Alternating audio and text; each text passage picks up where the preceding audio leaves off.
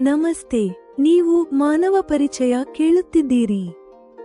ಕಳೆದ ಸಂಚಿಕೆಯಲ್ಲಿ ಮತಾಂಧತೆಯ ಪ್ರತಿಘಾತವು ನಾಸಿರ್ನನ್ನು ಗಾಯಗೊಳಿಸಿತ್ತು. ಇಂದು ಅವನು ಆಸ್ಪತ್ರೆಯಿಂದ ಮನೆಗೆ ಮರಳಿದ್ದಾನೆ ಮತ್ತು ಮಂಚದ ಮೇಲೆ ಮಲಗಿರುವಾಗ ಅದೇ ನೋವನ್ನು ಅನುಭವಿಸುತ್ತಿದ್ದಾನೆ. ಯಾವ ನೋವನ್ನು ಅವನ ದಾಳಿಯಿಂದ ಫಿರ್ದೌಸ್ ಅನುಭವಿಸಿದ್ದಳು. ನಾಸಿರ್ನ ಆತ್ಮಮಂಥನವು ಈಗ ಧರ್ಮದ ದರ್ಶನದ ಮೇಲೆ ಕೇಂದ್ರೀಕೃತವಾಗಿದೆ. ರಾತ್ರಿ ನನ್ನನ್ನು ಕೊಲ್ಲಲು ಪ್ರಯತ್ನಿಸಿದವನು ಕೂಡ ಬಹುಶಃ ಅಲ್ಲಾಹನ ಹೆಸರನ್ನು ಹೇಳುತ್ತಲೇ ನನ್ನ ಮೇಲೆ ದಾಳಿ ಮಾಡಿರಬಹುದು. ಇದರಲ್ಲಿ ನಿಮಗೆ ವಿಚಿತ್ರ ಅನಿಸುವುದಿಲ್ಲವೇ? ವೈಚಿತ್ರ್ಯದ ಪರಿಹಾರ. ನಾಸಿರ್ ಅರ್ಥಮಾಡಿಕೊಂಡಿದ್ದಾನೆ, ಧರ್ಮದ ಹೆಸರಿನಲ್ಲಿ ನಡೆಯುವ ದೌರ್ಜನ್ಯಗಳು, ಧರ್ಮಕ್ಕೆ ಕೆಟ್ಟ ಹೆಸರು ತರುವ ಕೆಲಸಗಳು. ಒಂದು ಸಣ್ಣ ಮತಾಂಧ ಗುಂಪು ಇಡೀ ಸಮುದಾಯವನ್ನು ಹೇಗೆ ಕೆಟ್ಟದಾಗಿ ಬಿಂಬಿಸುತ್ತದೆ ಮತ್ತು ಬಹುಪಾಲು ಜನರು ಭಯದಿಂದ ಹೇಗೆ ಮೌನವಾಗಿರುತ್ತಾರೆ ಎಂಬುದನ್ನು ಅವನು ಗಮನಿಸುತ್ತಿದ್ದಾನೆ. ಫಿರ್ದೌಸ್ನ ಮೌಲ್ಯ. 3 ವರ್ಷಗಳ ಜೈಲು ಶಿಕ್ಷೆಯ ನಂತರ ನಾಸಿರ್ನಿಗೆ ಫಿರ್ದೌಸ್ನಲ್ಲಿ ಲಕ್ಷಾಂತರ ಗುಣಗಳು ಕಾಣಿಸುತ್ತಿವೆ. ತನ್ನ ಅನರ್ಹತೆಯಿಂದ ಅವಳನ್ನು ಕಳೆದುಕೊಂಡಿದ್ದಕ್ಕಾಗಿ ಅವನು ಈಗ ಪಶ್ಚಾತ್ತಾಪ ಪಡುತ್ತಿದ್ದಾನೆ. ಹೊಸ ದೃಷ್ಟಿಕೋನ. ನಾಸಿರ್ ಈಗ ಹೆಣ್ಣುಮಕ್ಕಳಿಗೆ ಉನ್ನತ ಶಿಕ್ಷಣ ನೀಡುವ ಪರವಾಗಿದ್ದಾನೆ ಮತ್ತು ಹಿಜಾಬ್ ಬುರ್ಖಾದ ಬಂಧನಗಳಲ್ಲಿ ಪ್ರತಿಭೆಯ ವ್ಯರ್ಥವನ್ನು ಕಾಣುತ್ತಿದ್ದಾನೆ. ಈ ಚಿಂತನೆಯಿಂದ ನಾಸಿರ್ನ ಸಂಕಲ್ಪ ದೃಢವಾಗಿದೆ. ತನ್ನ ಕೆಲಸದ ಮೂಲಕ ಅವನು ತಪ್ಪು ಕಲ್ಪನೆಗಳನ್ನು ಅಳಿಸಿಹಾಕುತ್ತಾನೆ ಮತ್ತು ತನ್ನ ಸಮುದಾಯದ ಮಹಿಳೆಯರನ್ನು ಪುರುಷರಿಗೆ ಸಮಾನವಾಗಿ ನೋಡಲು ಬಯಸುತ್ತಾನೆ. ಇದೇ ವೇಳೆ ನಾಸಿರ್ನ ನಂಬಿಕಸ್ಥ ಮೆಕ್ಯಾನಿಕ್ ಇಮ್ರಾನ್ ಅವನ ಸುರಕ್ಷತೆಗಾಗಿ ಪ್ರತಿದಿನ ಅವನೊಂದಿಗೆ ಬರಲಾರಂಭಿಸಿದ್ದಾನೆ. 1 ತಿಂಗಳು ಕಳೆದ ನಂತರ ಅಮ್ಮ ಇಮ್ರಾನ್ನನ್ನು ರಾತ್ರಿಯ ಭೋಜನಕ್ಕೆ ಆಮಂತ್ರಿಸಿದರು ಮತ್ತು ಮಾನವೀಯತೆಯ ಹೊಸ ಕಥೆ ಆರಂಭವಾಯಿತು. ಊಟದ ನಂತರ ಸಾಮಾನ್ಯ ಸಂಭಾಷಣೆಯಲ್ಲಿ ಅಮ್ಮ ಇಮ್ರಾನ್ನನ್ನು ಅವನ ಕುಟುಂಬದ ಬಗ್ಗೆ ಕೇಳಿದರು. ಮಗನೇ, ನಿನ್ನ ಕುಟುಂಬದಲ್ಲಿ ಯಾರೆಲ್ಲ ಇದ್ದಾರೆ? ಇಮ್ರಾನ್ ಇದುವರೆಗೆ ತನ್ನ ದುಃಖವನ್ನು ಒತ್ತಿ ಹಿಡಿದಿದ್ದವನು ದೀರ್ಘವಾಗಿ ನಿಶ್ವಾಸ ಬಿಟ್ಟು ಒಂದು ನೋವಿನ ಕಥೆಯನ್ನು ಬಹಿರಂಗಪಡಿಸುತ್ತಾನೆ. ಸಬಾಳ ಕಥೆ. ಇಮ್ರಾನ್ನ ಸುಂದರ, ಬುದ್ಧಿವಂತ 22 ವರ್ಷದ ತಂಗಿ ಸಬಾ. ಗಣಿತ ವಿಜ್ಞಾನದಲ್ಲಿ ರಾಜ್ಯ ಮಟ್ಟದಲ್ಲಿ 10ನೇ ಸ್ಥಾನ ಪಡೆದಿದ್ದವಳು. ಇಂದು ಅವಳು 3 ತಿಂಗಳ ಮಗಳ ತಾಯಿ. ಅವಳ ಸಂಸಾರ ಮತ್ತೆ ಚಿಗುರಬೇಕೆಂದು ಇಮ್ರಾನ್ ಬಯಸುತ್ತಿದ್ದಾನೆ. ಆರ್ಥಿಕ ಅನಿವಾರ್ಯತೆಯಿಂದ ಅಬ್ಬು 1.5 ವರ್ಷದ ಹಿಂದೆ ಒಬ್ಬ ಅರಬ್ಬಿ ದಲ್ಲಾಲನನ್ನು ಏಕೆ ನಂಬಿದರು? ಇಮ್ರಾನ್ನ ತಂಗಿ ಸಬಾ ಕೂಡ ನಾಸಿರ್ನಂತೆ ಯಾವುದೋ ಅನ್ಯಾಯಕ್ಕೆ ಬಲಿಯಾಗಿದ್ದಾಳೆಯೇ? ನಾಸಿರ್ನಿಗೆ ಈಗ ತನ್ನಂತೆಯೇ ಇರುವ ಇನ್ನೊಬ್ಬರ ಕಥೆಯನ್ನು ಕೇಳಲು ಸಿಗುತ್ತದೆಯೇ? ಮಾನವೀಯತೆಯ ದರ್ಶನ, ಮತಾಂಧತೆಯ ವಿಮರ್ಶೆ ಮತ್ತು ಒಂದು ಹೊಸ ಕರುಣಾಮಯಿ ಕಥೆಯ ಆರಂಭವನ್ನು ಆಲಿಸಿ. ಮಾನವ ಪರಿಚಯದಲ್ಲಿ ನೀವು ಕೇಳುವಿರಿ. ಸಂಚಿಕೆ 13. ಆತ್ಮಮಂಥನ, ದರ್ಶನ ಮತ್ತು ಸಬಾಳ ಕಥೆ. ನಂತರ ಬೆಳಿಗ್ಗೆ ಆಸ್ಪತ್ರೆಯಿಂದ ಬಿಡುಗಡೆಯಾದಾಗ ನಾಸಿರ್ ಆಂಬ್ಯುಲೆನ್ಸ್ ಮೂಲಕ ಮನೆಗೆ ಮರಳಿದನು. ಆಂಬ್ಯುಲೆನ್ಸ್ ಸೈರನ್ನಿಂದ ಅಮ್ಮನ ಹೃದಯ ನಡುಗಿತು. ಆದರೆ ಅವರು ಅಟೆಂಡೆಂಟ್ ಸಹಾಯದಿಂದ ಆಂಬ್ಯುಲೆನ್ಸ್ನಿಂದ ನಾಸಿರ್ ಸ್ವತಃ ನಡೆದುಕೊಂಡು ಇಳಿಯುವುದನ್ನು ಕಂಡಾಗ ಅವರಿಗೆ ಸಮಾಧಾನವಾಯಿತು. ನಾಸಿರ್ ಅವರಿಗೆ ಪೂರ್ಣ ಘಟನೆಯನ್ನು ತಿಳಿಸಿದನು. ಅಮ್ಮ ಅಲ್ಲಾಹನಿಗೆ ಧನ್ಯವಾದ ಸಲ್ಲಿಸಿದರು.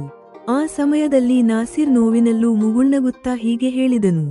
ನೀವು ನನ್ನ ಕ್ಷೇಮಕ್ಕಾಗಿ ಅಲ್ಲಾಹನಿಗೆ ಧನ್ಯವಾದ ಸಲ್ಲಿಸುತ್ತಿದ್ದೀರಿ. ಆದರೆ ರಾತ್ರಿ ನನ್ನನ್ನು ಕೊಲ್ಲಲು ಪ್ರಯತ್ನಿಸಿದವನು ಕೂಡ ಬಹುಶಃ ಅಲ್ಲಾಹನ ಹೆಸರನ್ನು ಹೇಳುತ್ತಲೇ ನನ್ನ ಮೇಲೆ ದಾಳಿ ಮಾಡಿರಬಹುದು. ಅಮ್ಮ, ನಿಮಗೆ ಇದರಲ್ಲಿ ವಿಚಿತ್ರ ಅನಿಸುವುದಿಲ್ಲವೇ? ಅಮ್ಮ ಆಗ ನಾಸಿರ್ನನ್ನು ಅಪ್ಪಿಕೊಂಡರು. ಮಗನೇ, ನನ್ನ ಅಲ್ಲಾಹನು ಪ್ರತಿಯೊಬ್ಬರಿಗೂ ಜನ್ಮ ನೀಡುವ ವರವನ್ನು ಅವರ ಜೀವನದಲ್ಲಿ ಸುಖ ಸಮೃದ್ಧಿಯ ಗುರಿಯಿಂದಲೇ ನೀಡುತ್ತಾನೆ. ಇತರರ ಪ್ರಾಣಕ್ಕೆ ಶತ್ರುವಾಗುವುದು ಅಲ್ಲಾಹನನ್ನು ನಂಬುವ ವ್ಯಕ್ತಿಯ ತಿಳುವಳಿಕೆಯ ಕೊರತೆ. ಹಾಗೆ ಮಾಡುವ ಮೂಲಕ ಅವನು ಅನಗತ್ಯವಾಗಿ ತನ್ನ ಧರ್ಮ ಮತ್ತು ಸಮುದಾಯವನ್ನು ಕೆಟ್ಟದಾಗಿ ಬಿಂಬಿಸುತ್ತಾನೆ. ನೀನು ಚಿಂತಿಸಬೇಡ, ಲೋಕದಲ್ಲಿ ಇಂತಹ ದಾರಿ ತಪ್ಪಿದ ಜನರು ಹೆಚ್ಚಿಲ್ಲ. ಸ್ವಲ್ಪ ಕಾಲ ಕಳೆದರೆ ನಿನ್ನ ಮೇಲಿನ ಫತ್ವಾವನ್ನು ಜನರು ಮರೆಯುತ್ತಾರೆ. ಫತ್ವಾ ನೀಡುವವರಿಗೂ ಬೇರೆಯವರ ಮೇಲೆ ಹೊಸ ಫತ್ವಾ ನೀಡಲು ಹೊಸ ನೆಪಗಳು ಸಿಗುತ್ತವೆ. ನೀನು ಮಾಡಿದ ತಪ್ಪುಗಳಿಗೆ ಶಿಕ್ಷೆ ಅನುಭವಿಸಿದ್ದೀಯ ಮಗನೇ. ಈಗ ನನಗೆ ನಂಬಿಕೆಯಿದೆ, ಮುಂದೆ ನಿನಗೆ ಯಾವುದೇ ಆಪತ್ತು ಬರುವುದಿಲ್ಲ ಎಂದು ಅಮ್ಮ ಒಂದು ದೊಡ್ಡ ಭಾಷಣವನ್ನೇ ಮಾಡಿದರು. ನಾಸಿರ್ನಿಗೆ ತಗುಲಿದ ಗಾಯದ ಕಾರಣದಿಂದ ಮುಂದಿನ 5 ದಿನ ಮನೆಯಲ್ಲಿ ವಿಶ್ರಾಂತಿ ಪಡೆಯಲು ಸಲಹೆ ನೀಡಲಾಯಿತು. ಮಂಚದ ಮೇಲೆ ಮಲಗಿರುವಾಗ ಅಥವಾ ಸೋಫಾದಲ್ಲಿ ಕುಳಿತಿರುವಾಗ ಅವನು ಆಗ ತನ್ನ ದಾಳಿಯಿಂದ ಗಾಯಗೊಂಡಿದ್ದ ಫಿರ್ದೌಸ್ನಂತೆಯೇ ಕಷ್ಟ ಅನುಭವಿಸುತ್ತಿದ್ದನು. ಈಗ ಅವನಿಗೆ ಅರ್ಥವಾಯಿತು, ಗಾಯದ ನೋವನ್ನು ನೋವು ನಿವಾರಕ ಔಷಧಿಗಳಿಂದ ಕಡಿಮೆ ಮಾಡಬಹುದು, ಆದರೆ ಯಾವುದೇ ಅಪರಾಧವಿಲ್ಲದೆ ಯಾರೋ ಒಬ್ಬರು ಕೊಲ್ಲಲು ಪ್ರಯತ್ನಿಸಿದಾಗ ಪೀಡಿತನ ಮನಸ್ಸಿಗೆ ಶಾಂತಿ ನೀಡುವ ಔಷಧಿಯಿಲ್ಲ. ಇಂತಹ ಮಾನಸಿಕ ವೇದನೆಯಿಂದ ಸಮಯ ಕಳೆದಂತೆ ಮಾತ್ರ ಮುಕ್ತಿ ಸಿಗುತ್ತದೆ. ಅವನು ಪದೇ ಪದೇ ಯೋಚಿಸುತ್ತಿದ್ದ, ತಾನು ಮನುಷ್ಯನಾಗಿ ಹುಟ್ಟಿದ ಹಿಂದೆ ಅಲ್ಲಾಹನಿದ್ದ ಮೇಲೆ ಒಬ್ಬ ನಿರಪರಾಧಿಯನ್ನು ಅಕಾಲಿಕವಾಗಿ ಕೊಲ್ಲಲು ಪ್ರೇರೇಪಿಸುವವನು ಅಲ್ಲಾಹನಂತೂ ಖಂಡಿತ ಆಗಿರಲು ಸಾಧ್ಯವಿಲ್ಲ. ಹೀಗೆ ಜಗತ್ತಿನಲ್ಲಿ ಧರ್ಮದ ಹೆಸರಿನಲ್ಲಿ ಎಲ್ಲಿಯೂ ಕೊಲೆ ಮತ್ತು ದೌರ್ಜನ್ಯಗಳು ನಡೆಯುತ್ತಿವೆಯೋ ಅವು ಧರ್ಮವನ್ನು ಕೆಡಿಸುವ ಕೆಲಸಗಳು. ಇದರಿಂದ ಅಲ್ಲಾಹನ ಇಬಾದತ್, ಆರಾಧನೆ ಆಗುವುದಿಲ್ಲ ಅಥವಾ ಧರ್ಮದ ಹಾದಿಯಲ್ಲಿ ನಡೆದಂತೆ ಆಗುವುದಿಲ್ಲ. ಅವನು ಈಗಾಗಲೇ ಸಾಹಿತ್ಯ ಮತ್ತು ವಿವಿಧ ದರ್ಶನಗಳ ಹಲವಾರು ಪುಸ್ತಕಗಳನ್ನು ಓದಿದ್ದಾನೆ. ಅವುಗಳನ್ನು ಓದಿದ್ದರಿಂದ ಅವನ ತರ್ಕ ಸಾಮರ್ಥ್ಯ ಬೆಳೆದಿದೆ. ಇದರಿಂದ ಜಗತ್ತಿನಾದ್ಯಂತ ಹರಡಿರುವ ಸಮುದಾಯದ ದೊಡ್ಡ ಜನಸಂಖ್ಯೆಯಲ್ಲಿ ಕೆಲವು ಮತಾಂಧರಿದ್ದಾರೆ, ಕೆಲವು ಭಯೋತ್ಪಾದಕರಿದ್ದಾರೆ ಎಂದು ಅವನು ಈಗ ನೋಡಬಲ್ಲನು. ಅವರ ಕೆಲಸ ಮತ್ತು ಆಲೋಚನೆಗಳನ್ನು ಇತರ ಸಮುದಾಯದವರು ನಾಸಿರ್ನ ಇಡೀ ಸಮುದಾಯದ ಆಲೋಚನೆ ಎಂದು ಭಾವಿಸುತ್ತಾರೆ. ಆದರೆ ಸತ್ಯವೆಂದರೆ ಈ ಮತಾಂಧರು ಮತ್ತು ಭಯೋತ್ಪಾದಕರನ್ನು ಹೊರತುಪಡಿಸಿ ಹೆಚ್ಚಿನ ಜನರಿಗೆ ಅವರೊಂದಿಗೆ ಯಾವುದೇ ಸಹಮತವಿಲ್ಲ. ಸಮುದಾಯದ ಹೆಚ್ಚಿನ ಜನರು ಮತಾಂಧರ ಮತ್ತು ಭಯೋತ್ಪಾದಕರ ಭಯದಿಂದ ಮೌನವಾಗಿರಲು ಬಯಸುತ್ತಾರೆ ಅಥವಾ ಅವರ ಹಿಂದಿನ ಗುಂಪಿನಲ್ಲಿ ಸೇರಿಕೊಳ್ಳುವುದರಲ್ಲಿ ತಮ್ಮ ಹಿತವನ್ನು ಕಾಣುತ್ತಾರೆ. ಮತಾಂಧರ ಮತ್ತು ಭಯೋತ್ಪಾದಕರ ಬಗ್ಗೆ ಅಸಮ್ಮತಿ ವ್ಯಕ್ತಪಡಿಸಲು ನಿಲ್ಲುವವರು ಬಹಳ ಕಡಿಮೆ. ಅಂತಹ ಜನರ ಮೇಲೆ ಮತಾಂಧರ ಫತ್ವಾ ಹೊರಬರುತ್ತದೆ. ನಾಸಿರ್ ಈಗ ಯೋಚಿಸುತ್ತಾನೆ, ತಮ್ಮ ಸಮುದಾಯದ ಮಹಿಳೆಯರಲ್ಲಿ ಫಿರ್ದೌಸ್ ಓದಲು ಅವಕಾಶ ಸಿಕ್ಕ ಅಪವಾದಗಳಲ್ಲಿ ಒಬ್ಬಳು. ಫಿರ್ದೌಸ್ ವಕೀಲಳಾಗಲು ಸಾಧ್ಯವಾಯಿತು. ಓದಿದ್ದರಿಂದ ಅವಳಿಗೆ ತರ್ಕ ಮಾಡಲು ತಿಳಿದಿದೆ. ಇದರಿಂದ ಫಿರ್ದೌಸ್ ಯಾವುದನ್ನೂ ಕುರುಡಾಗಿ ಅನುಸರಿಸದೆ ಸ್ವವಿವೇಚನೆಯಿಂದ ತನ್ನ ಹಿತಕ್ಕಾಗಿ ಪ್ರಗತಿಪರ ನಿರ್ಧಾರಗಳನ್ನು ತೆಗೆದುಕೊಳ್ಳಲು ಶಕ್ತಳಾಗಿದ್ದಾಳೆ. ನಾಸಿರ್ ಜೀವನದ ಪ್ರಮುಖ ವರ್ಷಗಳಲ್ಲಿ ಕಳೆದ 3-4 ವರ್ಷಗಳನ್ನು ಜೈಲಿನಲ್ಲಿ ಕಳೆಯಬೇಕಾಯಿತು. ಇದೇ ಸಮಯದಲ್ಲಿ ಅವನ ಅಬ್ಬೂ ಕೂಡ ಜಗತ್ತನ್ನು ತೊರೆದರು. ನಂತರ ಯಾರನ್ನು ನಾಸಿರ್ ಮೊದಲು ಕಾಫಿರ್ ಎಂದು ಭಾವಿಸಿದ್ದನೋ ಆ ಹರಿಶ್ಚಂದ್ರರು ತಾವು ಮಾಡಿದ ನ್ಯಾಯದ ಕಾರಣದಿಂದ ಅವನ ಆದರ್ಶ ಮತ್ತು ಸ್ಫೂರ್ತಿಯಾದರು. ಈ ರೀತಿಯಾಗಿ ಇತರ ಸಮುದಾಯದ ಜನರ ಬಗ್ಗೆ ನಾಸಿರ್ನಲ್ಲಿದ್ದ ಪೂರ್ವಗ್ರಹ ದೂರವಾಯಿತು. ತನ್ನ ಜೈಲು ಶಿಕ್ಷೆಯ ಕೊನೆಯ ಕೆಲವು ತಿಂಗಳುಗಳಲ್ಲಿ ನಾಸಿರ್ನ ದೃಷ್ಟಿಕೋನ, ಪ್ರವೃತ್ತಿ ಮತ್ತು ಆಲೋಚನೆಗಳು ಬದಲಾದವು. ಈಗ ಅವನಿಗೆ ಫಿರ್ದೌಸ್ನಲ್ಲಿ ಲಕ್ಷಾಂತರ ಗುಣಗಳು ಕಾಣಿಸುತ್ತಿವೆ. ಭ್ರಮೆಯಿಂದ ತಾನು ಫಿರ್ದೌಸ್ ಬಗ್ಗೆ ಸಾರ್ವಜನಿಕವಾಗಿ ಚಾರಿತ್ರ್ಯಹೀನ ಎಂದು ಹೇಳಿದ್ದಕ್ಕಾಗಿ ಅವನಿಗೆ ಈಗ ಪಶ್ಚಾತ್ತಾಪವಾಗುತ್ತಿದೆ. ಈಗ ಫಿರ್ದೌಸ್ ಅವನಿಗೆ ಗುಣವಂತೆಯಾಗಿ ಕಾಣಿಸುತ್ತಿದ್ದಾಳೆ ಮತ್ತು ಅವಳನ್ನು ಕಳೆದುಕೊಂಡಿದ್ದು ತನ್ನ ದುರದೃಷ್ಟ ಎಂದು ನಾಸಿರ್ನಿಗೆ ಅನಿಸುತ್ತಿದೆ. ಈ ಎಲ್ಲ ವಿಷಯಗಳಿಂದ ನಾಸಿರ್ ಮೊದಲು ಯಾವುದನ್ನೂ ತನ್ನ ದುರದೃಷ್ಟ ಎಂದು ಭಾವಿಸಿದ್ದನು, ಜೈಲಿನಲ್ಲಿ ಕಳೆದ ಅದೇ 3 ವರ್ಷಗಳು ಈಗ ವ್ಯರ್ಥವಾಯಿತು ಎಂದು ಅನಿಸುತ್ತಿಲ್ಲ. ಈ ವರ್ಷಗಳು ತನ್ನ ಜೀವನದ ಸಮಯದ ಸದ್ಬಳಕೆ ಎಂದು ಅವನಿಗೆ ಅನಿಸುತ್ತಿದೆ. ನಾಸಿರ್ ಈಗ ಯೋಚಿಸುತ್ತಾನೆ, ಒಂದು ವೇಳೆ ತಾನು ಜೈಲಿಗೆ ಹೋಗದಿದ್ದರೆ ಜೀವನವನ್ನು ನೋಡುವ ಇಂತಹ ಸರಿಯಾದ ದೃಷ್ಟಿಕೋನ ಬಹುಶಃ ಇಡೀ ಜೀವನದಲ್ಲಿ ಸಿಗುತ್ತಿರಲಿಲ್ಲ. ವಸ್ತುವನ್ನು ನೋಡುವ ದೃಷ್ಟಿಕೋನ ಬದಲಾದ ಕಾರಣ ನಾಸಿರ್ ತನ್ನ ಸಮುದಾಯದಲ್ಲಿ ಹೆಣ್ಣುಮಕ್ಕಳಿಗೆ ಉನ್ನತ ಶಿಕ್ಷಣದ ಅವಕಾಶ ನೀಡುವುದರ ಪರವಾಗಿದ್ದಾನೆ. ಮಹಿಳೆಯರು ಹಿಜಾಬ್ ಮತ್ತು ಬುರ್ಖಾಗಳಲ್ಲಿ ಇರಲು ಒತ್ತಾಯಿಸುವ ಪದ್ಧತಿಯಲ್ಲಿ ಈಗ ನಾಸಿರ್ಗೆ ಲೋಪಗಳು ಕಾಣಲಾರಂಭಿಸಿವೆ.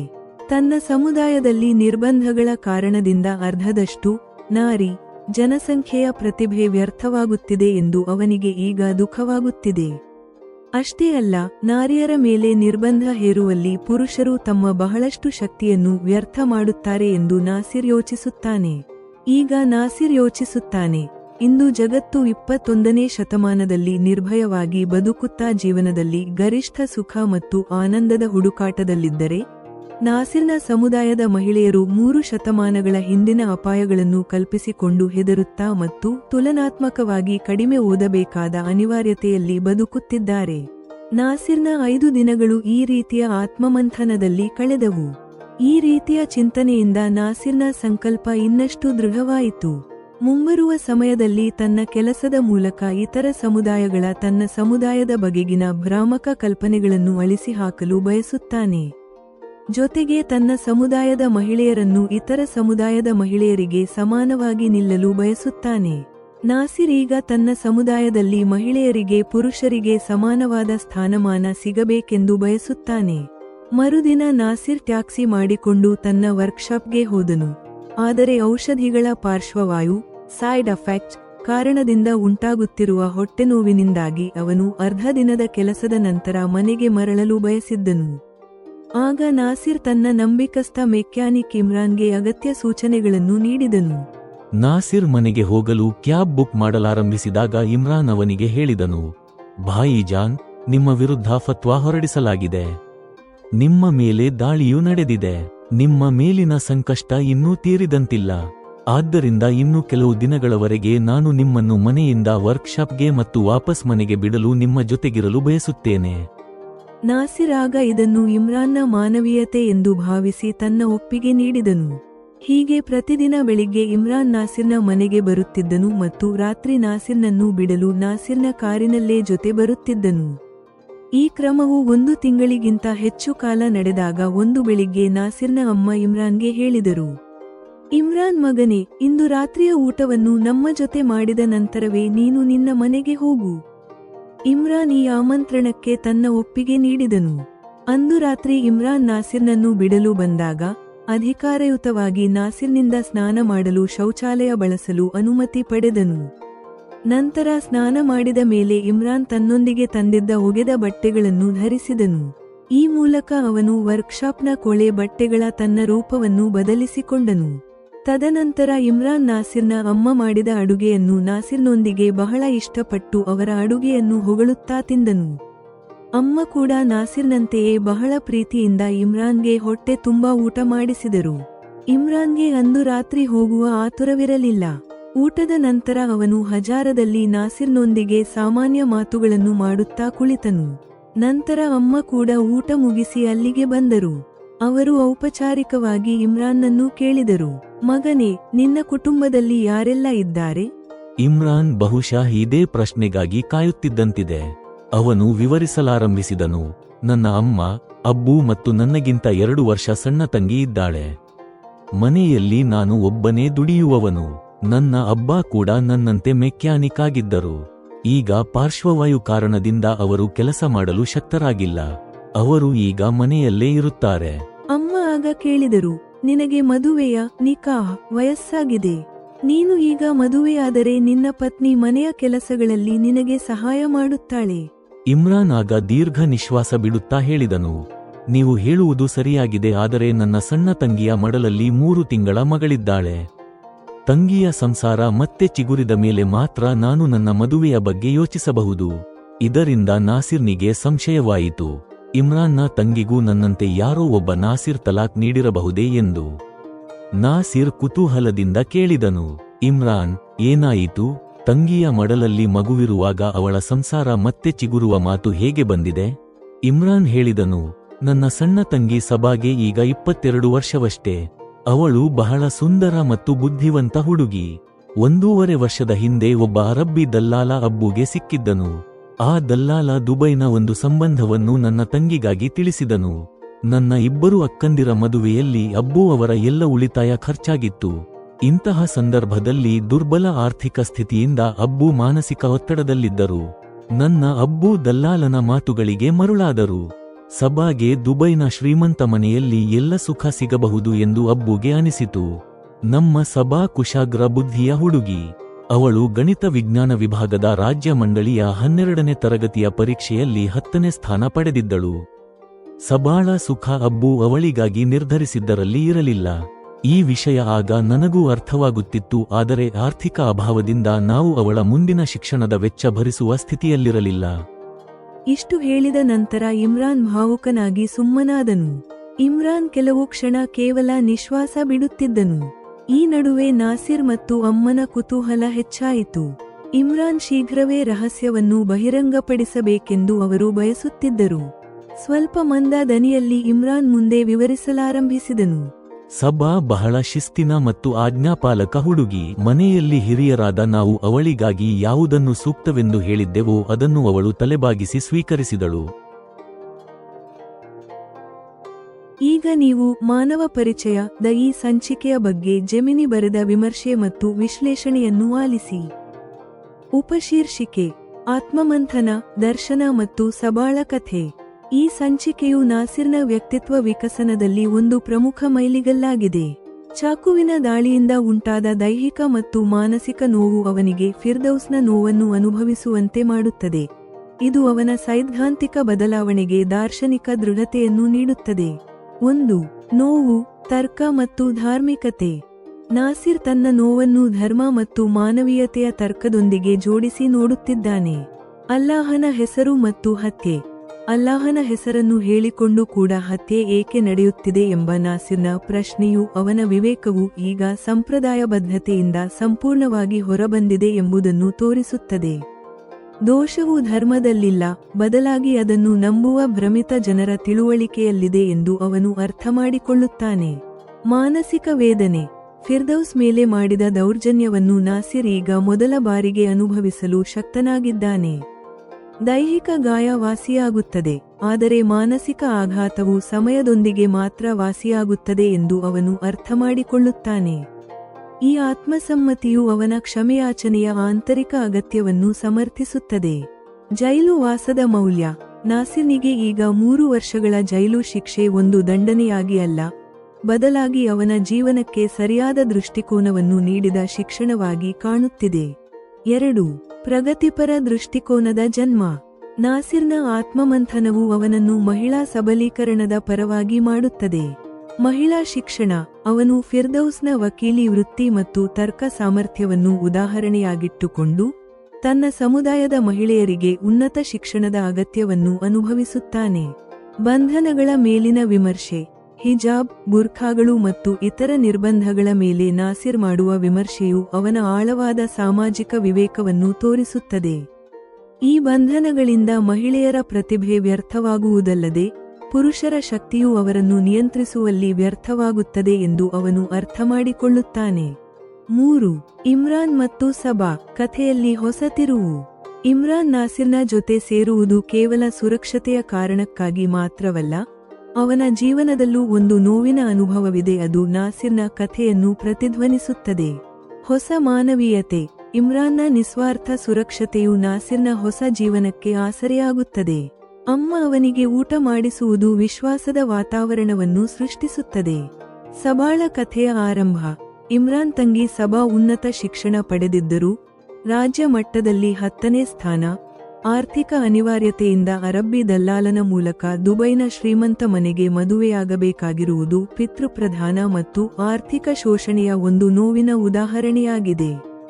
ನಾಸಿರ್ನಿಗೆ ಇಲ್ಲಿ ಒಂದು ಕಾಕತಾಳೀಯ ಅನಿಸುತ್ತದೆ, ಫಿರ್ದೌಸ್ ಅನುಭವಿಸಿದ ನೋವನ್ನೇ ಸಬಾ ಕೂಡ ಅನುಭವಿಸುತ್ತಿರಬಹುದೇ ಎಂದು. ಇದು ಕಥೆಯ ಹೊಸ ಆಯಾಮವಾಗಿದೆ. ಇಲ್ಲಿ ನಾಸಿರ್ ಈಗ ಸಂತ್ರಸ್ತನ ಪಾತ್ರದಿಂದ ಸಹಾಯ ಮಾಡುವವನಾಗಿ ಬೆಳೆಯಬಹುದು. ಸಂಚಿಕೆ 13 ಸಮಾಪ್ತ.